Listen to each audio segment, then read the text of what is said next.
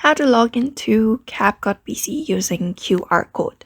Hey everybody, welcome back to a new video. In this video, we're gonna learn how we can log in into CapCut PC using a QR code. So without any delay, let's start with the process on how we can do it. But before that, don't forget to hit that like, share, and subscribe icon. So in order to log in into a CapCut PC, you just need to open up your browser. After opening up your browser, you're just gonna search for CapCut.com. Or you may just simply go to the Google search bar and type in CapCut.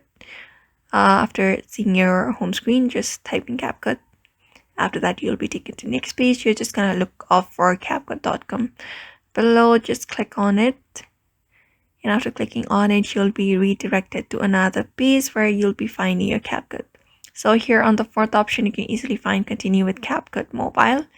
And here you'll be able to find a QR code. So what you're going to do, the next step is just open up your mobile device, download the CapCut application, and simply go to the three dot menu bar, and you'll be able to find scan option. Just click on it. After that, place your phone over the QR code, and your laptop should be connected with your CapCut account, and you should be able to log in into CapCut PC as well. So therefore, just follow that method and you should be able to do it very easily.